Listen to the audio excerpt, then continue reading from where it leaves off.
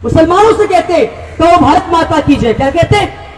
कहो भारत माता की जय। अच्छा, फिर भी हम मान लेते हैं कि भारत माता की जय बोलना है। क्या बोलना है? भारत माता की जय। तो सवाल पूछो इनसे कि भाई ये भारत माता है कौन? सवाल पूछना है कि तुम भारत माता की जय बोलते हो, ये भारत माता है कौन? तो सुभाष चंद्र बोस ने भारत माता किसे बताया, मैं आपको बताता हूं। 1940 में 1940 सुभाष चंद्र बोस निकले चंदा लेने, डोनेशन लेने, और लोगों से घर घर जाकर डोनेशन ले रहे थे कि हमें पैसे दीजिए, अंग्रेजों के खिलाफ हमें जंग करना है। तो 1940 में एक मुसलमान यूसुफ मारफानी 1 करोड़ रुपए सुभाष चंद्र बोस को देता है। एक मुसलमान इंसान। तो उस मुसलमान इंसान के घर में एक बूढ़ी औरत बैठी होती है। वो बूढ़ी औरत जोर जोर से रोने लगती है। तो सुभाष चंद्र बोस कहते हैं, ए बूढ़ी माँ तू क्यों रोती है? तो बूढ़ी औरत कहती, मैं नाबीना हूं, मैं अंधी हूं और मेरे पास 1 करोड़ रुपए भी नहीं है, तो मैं तुम्हें क्या दूं सुभाष? काश मेरे पास 1 करोड़ रुपए होते तो मैं तुझे दे देती।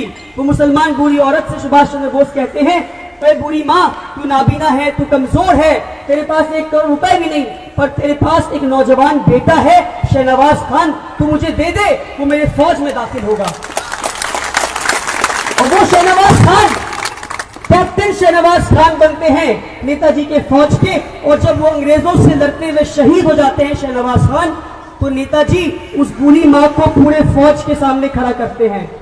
शहनवाज खान की माँ को पूरी फौज के सामने खड़ा करते हैं और कहते हैं कि हिंदुस्तान की फौज, तुम में से जिसने भी भारत माँ को नहीं देखा, इस बूढ़ी माँ को देख लो, ये है भारत माँ। आज तुम मुसलमानों से कहते हो भारत माता की जय बोलो, कहते हो जय श्री राम बोलो। जय श्री राम के नाम पे लोगों को डरा रहे हो, राम का नाम बदनाम कर रहे हो, तुम राम के नाम पे लोगों को डरा रहे हो। यकीन माने आज कई लोग जय श्री राम सुनते डर जाते हैं, जय श्री राम सुनते डर जाते हैं। ये हिंदुस्तान है या रिच हिंदू कल्चर है, इस कल्चर को बिगाड़ने की कोशिश ना करो, बल्कि होना तो ऐसा चाहिए था। अगर तुम राम प्रेमी होते तो राम का नाम सुनते बच्चा बच्चा के चेहरे पे मुस्कान आ जानी चाहिए थी। तुम राम प्रेमी नहीं, तुम राम विरोधी हो। राम हमारे दिल में बसते हैं, हमें राम के कैरेक्टर से मोहब्बत है। और कहते हो तुम राम प्रेमी हो, तुम मक्कार हो, तुम राम प्रेमी नहीं हो सकते। राम ने अपना सत्ता छोड़ दिया, वनवास चले गए थे, और तुम सत्ता पाने के लिए न जाने कितने लाशों पे खड़े हो। राम सच्चाई का प्रतीक है, राम सच्चाई का प्रतीक है, और नरेंद्र मोदी से बड़ा झूठा इस दुनिया में कोई नहीं। कहते हो तुम राम प्रेमी हो, तुम राम विरोधी हो। एक बार मैं आचार्य प्रमोद कृष्णम के साथ बैठा था। मैं कहता हूं आचार्य जी, आप भी हिंदू, मोदी भी हिंदू, आप भी हिंदू, मोदी भी हिंदू, तो आप दोनों में क्या फर्क है? तो आचार्य जी कहते हैं, मैं असली हिंदू हूं और ये दुकानदार है जो दुकान चला रहा है। तो ये लोग फ्रॉड हैं, ये लोग दुकानदार हैं जो अपनी दुकान चला रहे हैं, और हमें हिंदुस्तानियों को मिलकर इनकी दुकान को बंद करना होगा। करेंगे? गीता का एक श्लोक है, वसुदेव कुटुंबकम। अभी हमारे योगी जी ने पढ़ा उस श्लोक को। इस श्लोक का क्या मतलब है? अपनी कितनी प्यारी किताब है गीता, कितना प्यारा ये श्लोक है। इस श्लोक का मतलब है the whole world is one family. पूरी दुनिया एक परिवार है, पूरी दुनिया एक परिवार है। ये गीता कहता है, कितनी प्यारी बात। अगर गीता कहता है पूरी दुनिया एक परिवार है, तो क्या हिंदू मुस्लिम एक परिवार नहीं? और हिंदुस्तान के हिंदू मुस्लिम छोड़ दीजिए, क्या पाकिस्तान के मुसलमान एक परिवार नहीं? ये मैं नहीं कह रहा कि पाकिस्तान के मुसलमान हमारे परिवार हैं, मैं नहीं कह रहा, ये गीता कह रहा है, और मैं गीता को मानता हूं, और इसलिए मैं भी कह रहा हूं कि पाकिस्तान के मुसलमान हमारे परिवार, हिंदुस्तान के मुसलमान हमारे परिवार, बांग्लादेश के मुसलमान हमारे परिवार, बल्कि पूरी दुनिया हमारी परिवार है। ये गीता कहता है। अब मोदी जी ने गीता पढ़ा नहीं, उन्होंने ये श्लोक पढ़ा नहीं, तो मोदी जी से पूछिए कि गीता का श्लोक है the whole world is one family, पूरी दुनिया एक परिवार है, इसका मतलब ये है कि या तो आप गीता विरोधी या गीता आपका विरोध है। जामिया मिलिया में पुलिस मासूम बच्चों पे गोलियां चलाती है।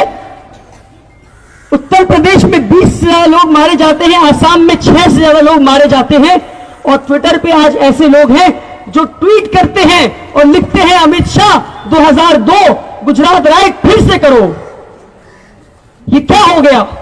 पूरी दुनिया में ढूंढ के मुझे दिखा दे, कोई ऐसा देश नहीं मिलेगा जहां कॉमन मासेस, जहां कॉमनर्स, आम इंसान ब्रुटैलिटी को, बर्बरियत को, किलिंग्स को सेलिब्रेट कर रहा है, जश्न मना रहा है कि कोई मर रहा है।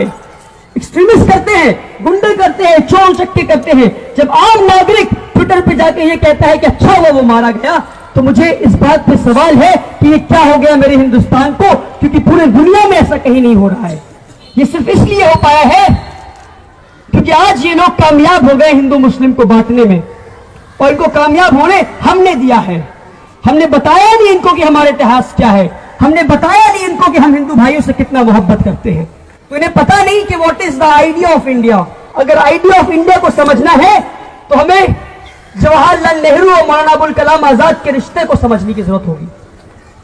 मौलाना आजाद जब पहला इलेक्शन लड़ते हैं, एक मुसलमान मौलाना आजाद पहला इलेक्शन लड़ते हैं, तो नेहरू आकर उनसे कहते हैं कि आजाद एक ऐसी कॉन्स्टिट्यूएंसी ढूंढ लीजिए आप जहां मुस्लिम मेजोरिटी में हो।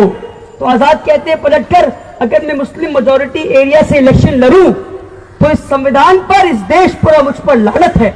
मैं एक हिंदू मेजोरिटी एरिया से इलेक्शन लड़ूंगा और जीत कर दिखाऊंगा। And this is the idea of India. ऐसे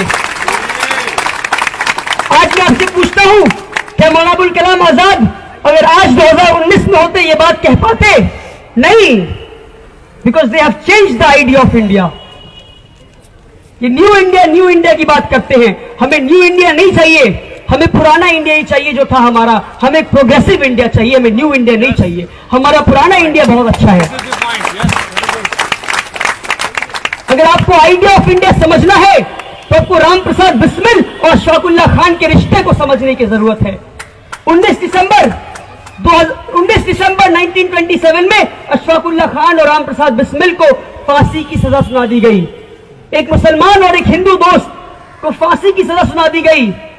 तो राम प्रसाद बिस्मिल अशफाकुल्लाह खान से कहते हैं कि मेरे दोस्त तू फिक्र ना कर, हम फिर से जन्म लेंगे और इस मिट्टी के लिए फिर से जान देंगे। तो अशफाकुल्लाह खान एक मुसलमान, वो तो फिर से जन्म लेने में विश्वास नहीं करते, यकीन नहीं रखते, पूर्ण जन्म में विश्वास नहीं रखते। तो अशफाकुल्लाह खान बहुत सोचे और सोचकर ठहर कर बोलते हैं, क्या कहते हैं, क्या मेरे दोस्त राम प्रसाद बिस्मिल, मैं फिर से जन्म लूंगा या नहीं लूंगा मुझे नहीं मालूम, मगर हां अगर मेरी मुलाकात खुदा से हुई तो ये गुजारिश करूंगा कि मुझे जन्नत के बदले पूर्ण जन्म दे दे ताकि मैं फिर से इस मिट्टी के लिए शहीद हो पाऊं।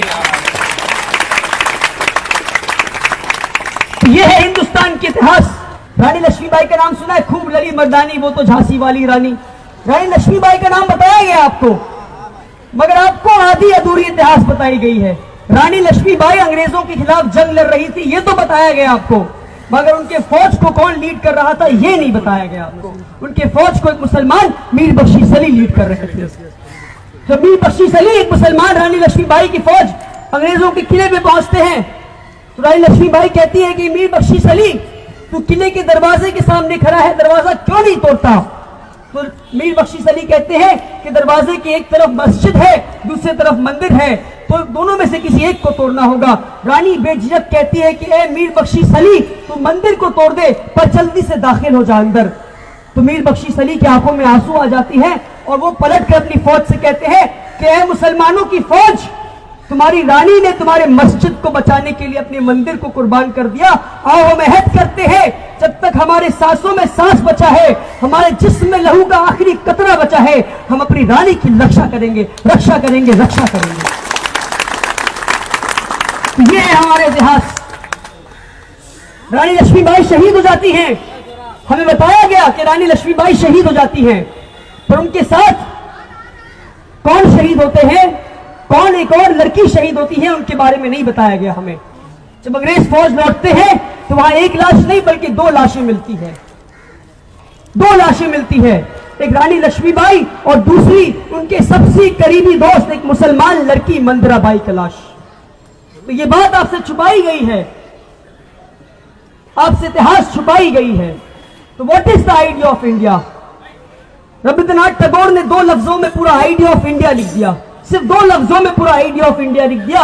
और जब भी मैं ये 2 सेंटेंस पढ़ता हूं, 2 लाइन पढ़ता हूं, मेरे रोंगटे खड़े हो जाते हैं। सुभाष चंद्र बोस लिखते हैं, where the mind is without fear and the head is held high। हम ऐसे देश में रहे जहां बेखौफ होकर रहे और सर उठाकर चल सके।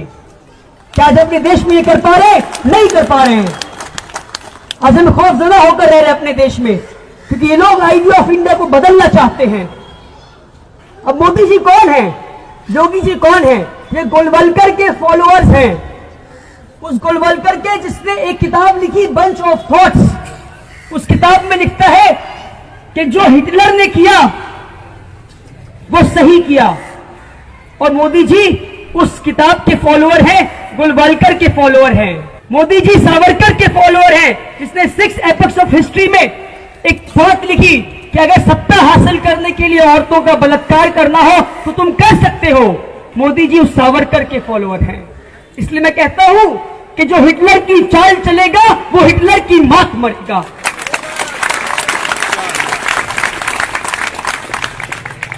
और जब जब जुल्मी जुल्म करेगा सत्ता की गलियारों से, चप्पा चप्पा गूंज उठेगा इनकलाब के नारों से।